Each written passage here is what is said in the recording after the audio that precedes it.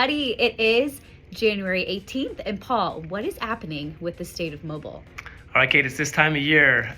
Appening, who they used to be known as, they release this report every year that's called the State of Mobile. Well, they've renamed the company in the last year. They've rebranded as Data.ai. But the report has come out, which is a big deal for anyone involved in app circles. And obviously, as app developers, we're particularly concerned about what's going on in the world of apps. And they've got some interesting numbers. Yeah, so interesting to note, 2022 was the first year there was a decline in app spending. So we're down 2% in app spending overall, which is the first decrease in history, probably due to the economic climate and everything else that went on in the tech world over the last 12 months, but it is down. Meanwhile, ad spend is still up. Ad spend is up 14%, despite the app spending going down. So that's also kind of interesting.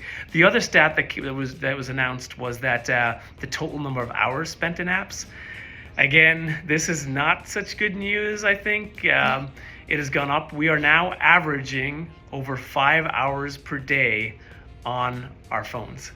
So, what do you think of that one, Kate? Does that sound real? Does it sound reasonable? That does sound about right for me. I have to say, I'm not proud of it. Well, but we do work in apps, so. We do. So I guess we gotta take it as it comes. Totally. So what else have we got here? Consumer spend across categories, which is really interesting if you're thinking of making an app or you've got an app in the store, you're interested in pricing, interested in where the opportunities might lie for potential products or pivots, check it out. So we have a link in our newsletter. If you don't go to our newsletter, go to 3advance.com/appening. You can sign up for our newsletter and view the latest version, which includes everything we talk about here and more, as well as a link to this State of Mobile report that you can download yourself. So check it out. Yes. Yeah. Definitely. In other news, I know we've rhymed off just a few stats there. We have our actual stat of the week is not from the State of Mobile at all. It's actually direct from Apple, which is a staggering number. It is $320 billion. So Apple announced that since the App Store is opened, they have paid $320 billion to the App Store developers, which is a staggering, ridiculous number, and a huge economy that did not exist until the iPhone arrived, and the App Store has brought this along. So that's what's provided the springboard for our own business, as well as many more startups and service businesses, tech companies, and everything else. It's incredible. What an impact. Oh my gosh. So amazing. So Kate, I do want to talk about and ask you about what's happening on Twitter. I know that a lot of, we talked about 5 hours per day being spent on average on apps, and I'm sure Twitter is one of those apps that just sucks up people's time and space. Tell me, what was announced this week? What changed? 100%.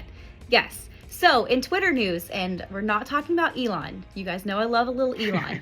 But so earlier this week, Twitter replaced the home and latest tabs with For You and following tabs.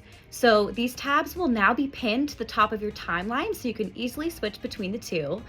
And the For You timeline will now automatically appear in both the iOS app and the web. And the really cool thing is that, at least in the web version I've read, Twitter seems to remember your choices. So if you've logged out and you're in the following tab, it will remember that and take you right back where you want to be, which is really cool. And Paul, I know you're an avid Twitter user. Yes. What do you think? I know about this change. I noticed it immediately, and I'm thankful. It's funny, this is one of the things that Elon Musk complained about.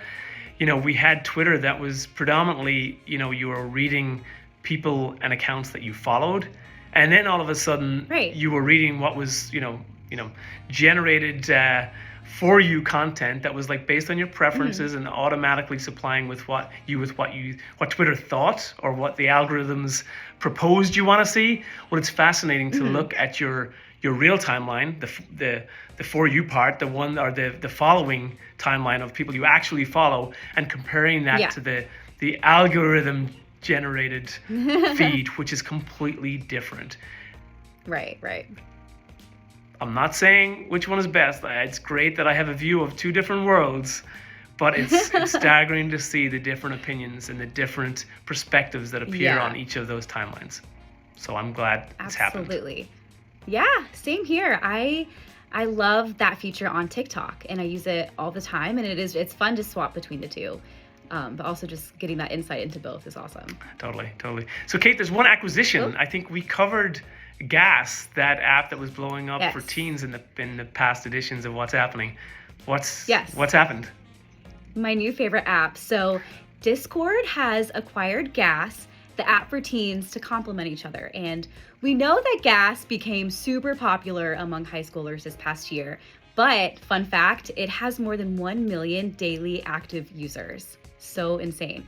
So Discord is hoping to take things to the next level. They've acquired Gas as part of an effort to target communities and users outside of gaming. And it actually sounds like it will be a mutually beneficial acquisition because the Discord team is really looking to the Gas team to help them improve their own app and grow their community. So excited to see how that goes. I really like both apps. It's interesting. So, Yeah, I've cool been news. using Discord more and more. Discord has been really big, and you mentioned gaming circles, absolutely. Also in Right. Web3, and then most recently, and we've talked a lot about AI recently, on Discord is where I've been personally using Midjourney.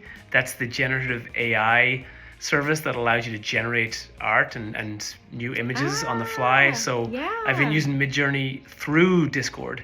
So it's kind of like Slack. Cool. It's like a Slack command that you type /imagine and then write anything you can possibly imagine, and it's returning these insane generated pieces No of way. what we would previously call art. I don't know what we call it these days. It's fascinating. So cool. Yeah, Paul, I saw your update in Slack and I didn't realize that was Discord. That's super cool. Yeah. Again, we hope to in the next few weeks, we're going to host an AI and ChatGPT webinar.